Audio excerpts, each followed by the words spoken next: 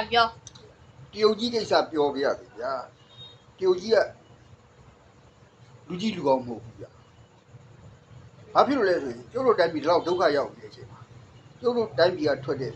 ဘာဝတရားစာတာအဖိုးတန်တွေဗျာကျုံးတိတ်ဒီကြောက်စိမ့်နေပြီးတော့မြေရှားတတ်ထုတွေ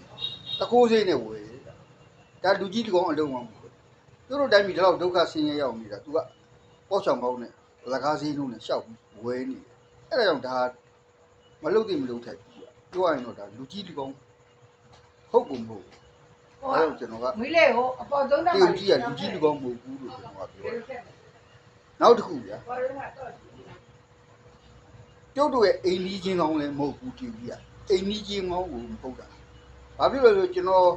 1960နဲ့63မှာကျွန်တော်6တန်းရောက်နေပြီဗျာအဲ့6တန်းမှာကိုစာဖတ်ဒီစာဖိုင်နဲ့သတင်းစာမှာဘာသွားတွေ့တယ်ဆိုတော့ဗမာပြည်ကွန်မြူနစ်ပါတီကရထားလမ်းမိုင်းခွဲတယ်ဗျ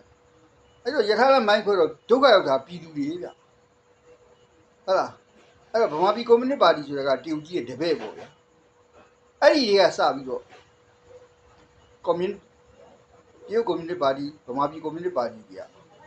ကတို့တိုင်းပြည်ကိုဒုက္ခပေးခဲ့တာအဲ့တရုတ်ကြီးခိုင်းတာလေ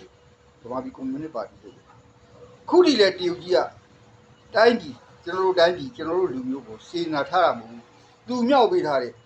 ဝါရီကိုကနေမိုင်းလာတွေကတို့တို့တိုင်းပြည်ကိုဟိုကခွဲစိတ်ကြီးကခွဲစိတ်နဲ့ဒုက္ခမျိုးစုံပေးနေတာလာရှိုးလူမိုးကုတ်ကလူတွေပြေးရတော့ဘယ်လာပြီးတော့ခင်ဗျာလေကောင်းမလဲဗျာဒါအိမ်ကြီးချင်းကောင်းမပီတာဘူးလေဟုတ်လားဒါသူ့တပည့်ကြီးသူ့မြေးမြစ်တာသမီးတွေပေါ့ဗျာဘွားမိုင်းလာကိုကန်းဆိုတာကြီးပြီးတော့အဲ့ဒါဟာအိမ်ကြီးချင်းကောင်းမပီတာဘူးလို့ကျွန်တော်ကပြောတာဒုက္ခရောက်တာကျုပ်တို့ပြည်သူတွေအဲ့လောက်ဆင်းရဲတွေလည်းနဲ့နေနေတယ်ဟုတ်လားအိုးပြအိမ်ပြမြို့ပြရွာပြအကုန်လုံးပြည့်စည်မိလောက်စာဝိနေဒုက္ခတွေရောက်အဲ့ဒါကြောင့်အိမ်ကြီးချင်းကောင်းမဟုတ်ဘူးလို့ပြောပြီးတော့ပြောတာတော့နောက်ဆုံးအနေနဲ့ပြောကြည့်တာသိမကြခင်မှာရွေးကောက်ပွဲလုပ်လိုက်တယ်ရွေးကောက်ပွဲလုပ်တဲ့အခါမှာ